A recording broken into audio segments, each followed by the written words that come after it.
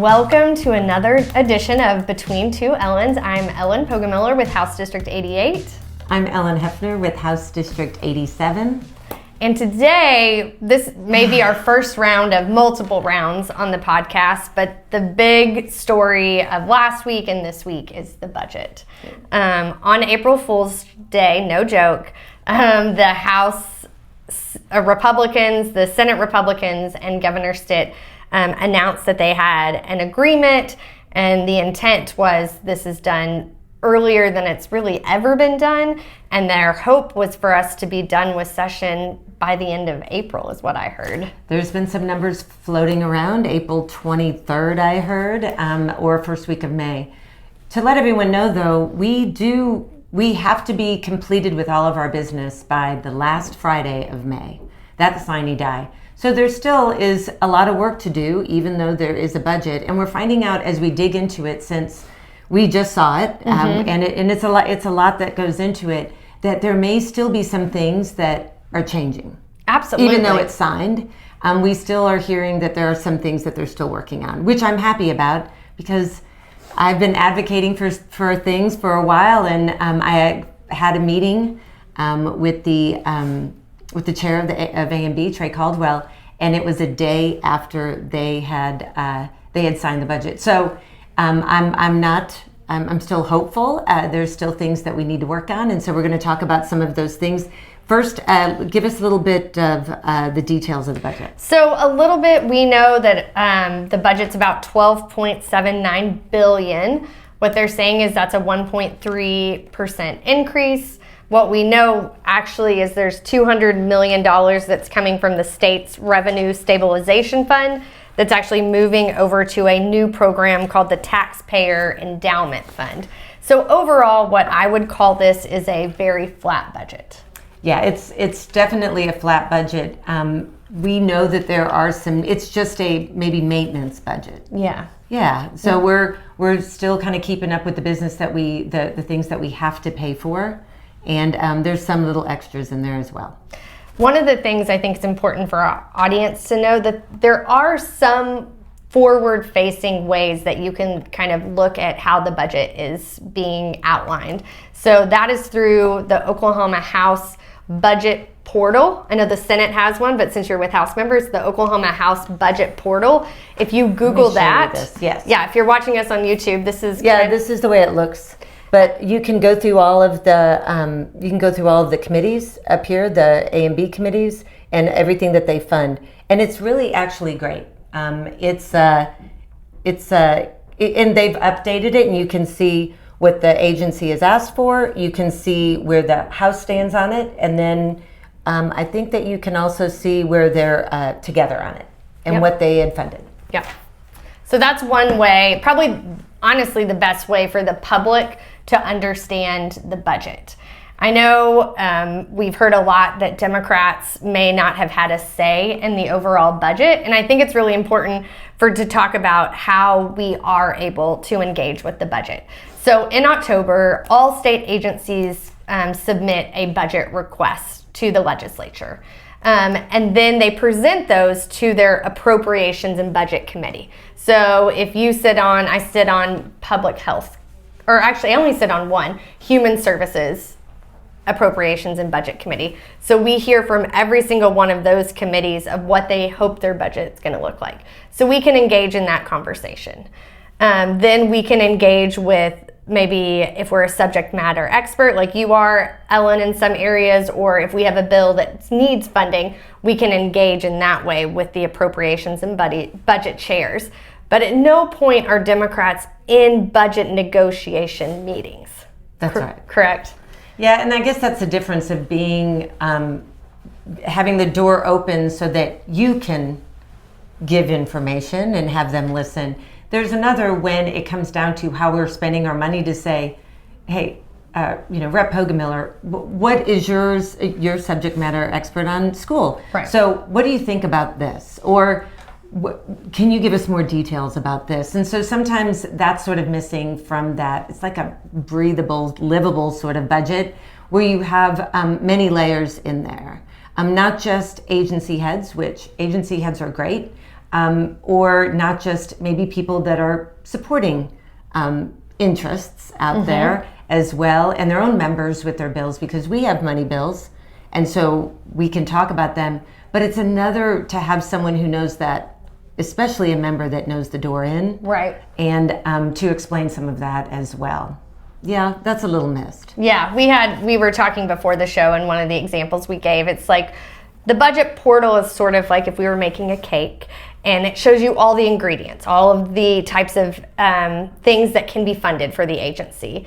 But so we see that, but when they're actually making the cake, we're not in the room to actually make the cake with them. So and then you have to take a bite of the cake. And then we have to eat the cake afterward and decide what's missing or added. So that's kind of a good example of it. Again, like the conversations with even the chairs of all the A and B committees. I don't serve on this is the first session that I've had that I've not been part of an A and B with Human Services. But such a good relationship, call them, ask about them. I was on the oversight, the special for Department of Mental Health. So there's a lot of knowledge there too that I've been communicating with the A and B chair. And those could be just concerns. I don't really like it when I always say, hey, did you remember this? Because I don't know if it was talked about in the meeting. And so part of that too, it's I'm great that the chairmen will listen. It's just one of those, now we're squinting like we're looking at a Christmas tree with all the Christmas lights and go, what are we missing? Yeah. And so now that's what we're trying to do, is go line by line. Again, with each of these lines on here, there's more to it. And you're voting on this budget today, correct? Or we're not, but the Joint Appropriations and Budget Committee, which will be Senate and House members, will be voting for the general budget today. At 4:15. And you can watch any of these live streamed on okhouse.gov.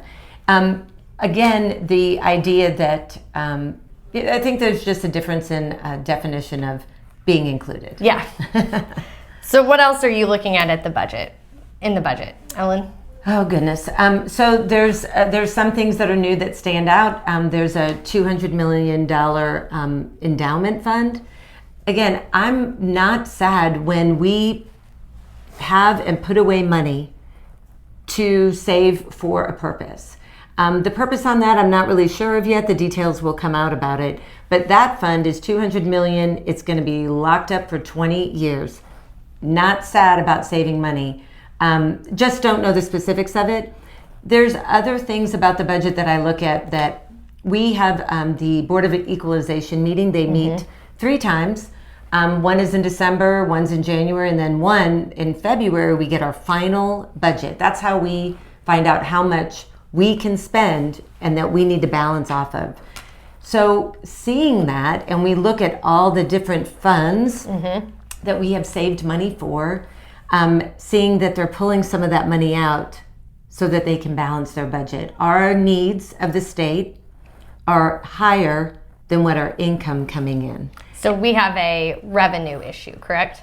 Well, our revenue's fine. Our revenue is not keeping up with our needs. Yes. There's another way to say it. And so I think that there, and how we have revenue, of course, we have the tax talk all the time, but there is something that to have another conversation about it.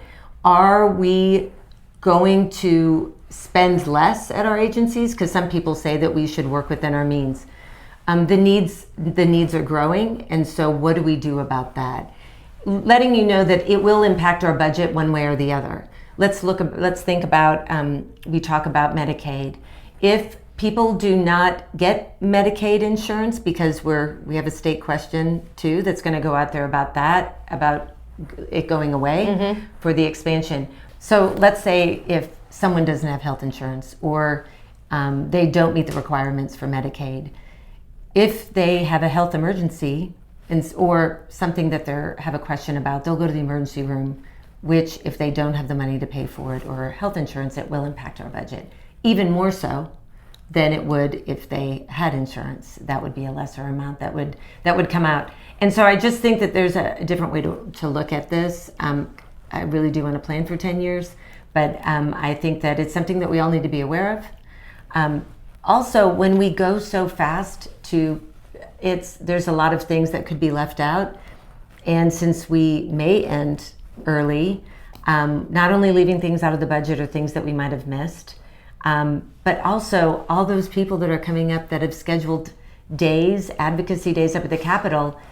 If the Capitol's empty, it could be student groups. It could be. I thought about pages. We have pages that come each week. That's right. That may not be able to come. We also, I think one of the other challenges that we see with just a flat overall budget, the things I'm concerned about, is that next year we haven't put ourselves in a better place with this budget. There's not a lot of forethought on what additional federal cuts that we are going to have to make up. Or a bunch of the things you'll see in the budget are agencies that have asked for maintenance, part of their building or something that they need to maintain the work that they do. We're not paying a lot of those maintenances. So we're just kicking the can down the road. That's something to think about too. I was looking on the natural resources, and our parks didn't get there's a big amount of money for maintenance, deferred maintenance. So deferred maintenance means that we still have not taken care of it. We have some big things coming up. This year we have of course, Route 66 in 100 years. That's happening and will continue to happen. But also we have the Olympics coming. Yeah. When people come here, maybe they want to go to our parks. It would be sad in 2028 to have some of that even more fallen down or not available if we're not keeping up with our number one revenue in the state is tourism. Yeah. And I also think it's important to note that, so we have this general budget that our appropriations will vote on, but there are still bills floating out there that are also going to have appropriations that we haven't seen based on these budget discussions that are going into the overall budget. That's true. So even we crossed over our bills, and there are bills that have appropriations attached to them that still haven't been heard. There's a line item down here that they're saving about $15 million, but there were a lot of bills that were heard on the House side for that had a big price tags to it. So it's going to be a Sophie's choice on some of that too. Yeah. So is there anything else you wanted to add before we? No, I think that's to be continued. Yeah. There's still a lot of questions that we have, and we meet with the A&B chair. He's going to come and visit us, the caucus, and talk line by line about the budget. So we'll have some complete updates as well.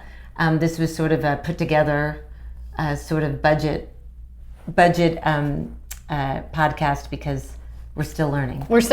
So lesson after all this is go to the Oklahoma House budget portal, look at it. Honestly, this is your time to engage on budget conversations. Feels like it came quickly, but if you have concerns or you have questions about what you see, definitely reach out to your House members. I know that they would love to provide information or ask questions on your behalf. So thank you so much for tuning in today to Between Two Ellens. Thank you. Good to see you.